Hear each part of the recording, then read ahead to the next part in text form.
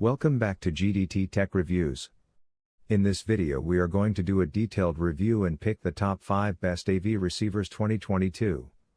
So let us get started and the review based on our studies and small research. If you have any personal suggestion, do let us know in the comment section. If you are for the first time, don't forget to subscribe and click on the bell icon for more videos. We will be also providing affiliates link to purchase from Amazon. Kindly use to for best offers and purchase from anywhere in the world. So let's get started. There are a couple of compromises. First, you'd need to stick with speakers of at least 6 ohms nominal impedance in order to protect your warranty. 4 ohm speakers are not supported. Second, all but the front left and right channels use spring clip connections, not binding posts. They accept cable up to about 1.5 mm thick. But we think this is a step too far in economy. There are 4 HDMI inputs, all supporting all the good stuff you'd expect.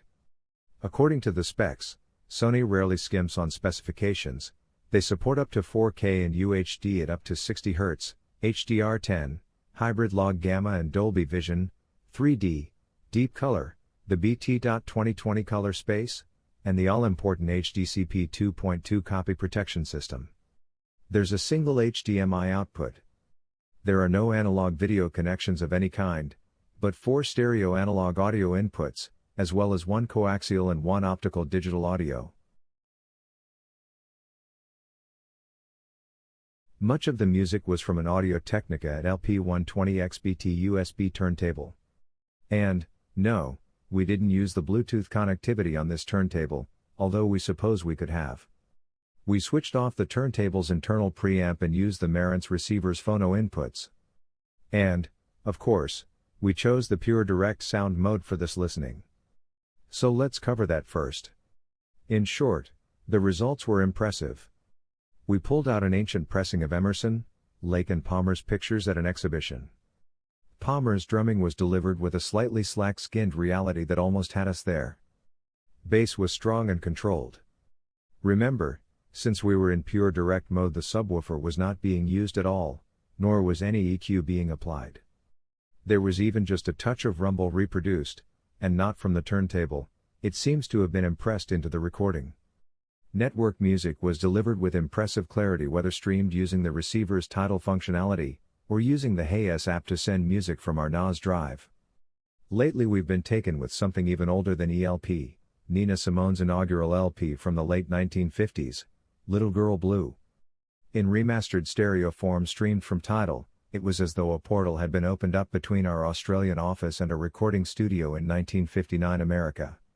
We normally use an AV receiver which easily runs to more than 100 watts per channel.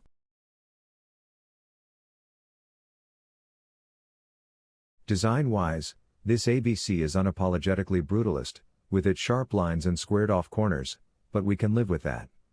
It tips the scales at 12.7 kilograms, and build quality is reassuringly substantial.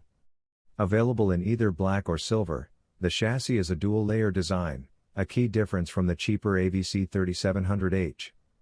In time-honored fashion, 2 rotary dials flank the display, and there's a pull-down fascia flap hiding HDMI and USB access.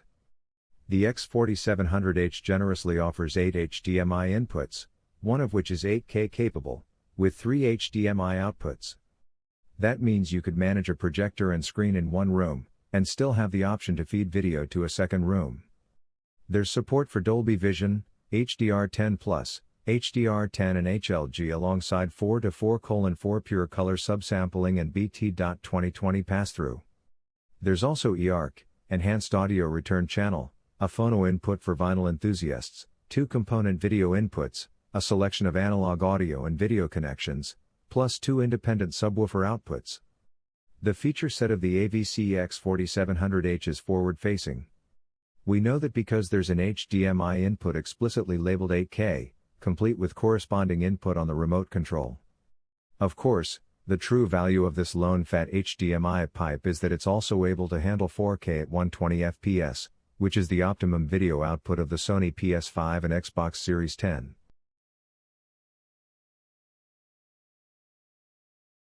To get the best sound for your room's acoustics, plug in the setup mic and run the auto calibration process. Sony's improved DCAC-X calibration takes note of your exact speaker package configuration before emitting swift and musical test tones. You can delve into the manual settings to fine-tune the results, though we are happy with the Sony's largely accurate measurements of our test room. The DN1080's interface is well designed and nice to use.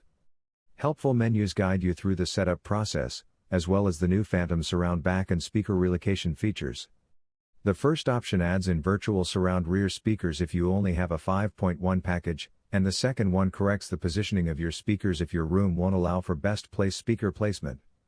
How effective this is depends on your room, but the sound does shift convincingly when used in our listening rooms. Make sure you select Auto Format Decoding, AFD, in the sound effects menu to fully play DTS-X and Dolby Atmos soundtracks. Pure Direct, which cuts out all digital interferences, is worth enabling when you're listening to purely analog sources. The SDR DN1080 is a substantial, hefty and well-built black box.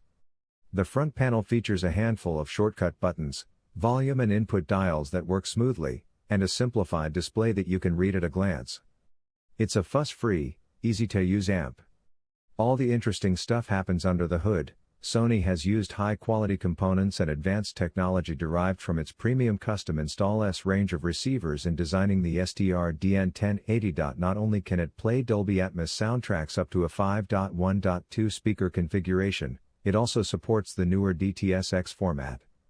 Of course, given the Sony's age, HDMI 2.1 is not supported, but all 6 HDMI inputs on the back are HDCP 2.2 compliant, supporting full playback of 4K HDR content. It's worth noting the Video 1 input is the only one not to support the full 4:4:4 chroma subsampling spec, all other HDMI inputs do. There are 2 HDMI outputs, a handful of legacy inputs, single optical and coaxial inputs, and a USB port that can charge your smartphone.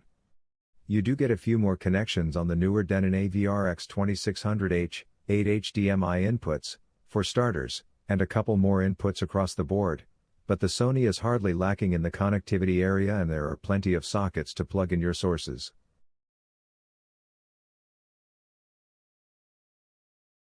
There may be just the one HDMI 2.1 certified input, but the other 5 have not been ignored.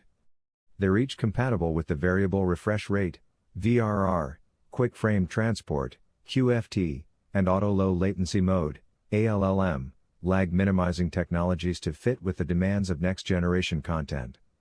They can also cope with the full suite of HDR standards, with HDR10+, HDR10, HLG and Dolby Vision all represented.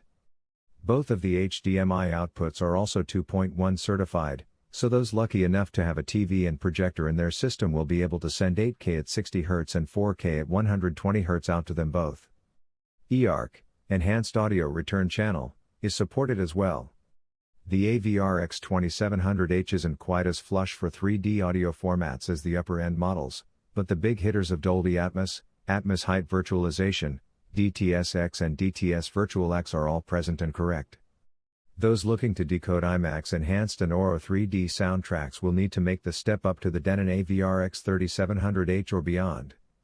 Voice control through Alexa, Google Assistant and Siri-enabled devices remains, as well as all the wireless standards for music found in the previous model, including AirPlay 2, Hayes, Spotify and Tidal. One nice new addition on this front is that all of Danon's 2020 X Series AVRs are now Roon-tested devices, meaning that you can have Roon music playback through your speaker package as well.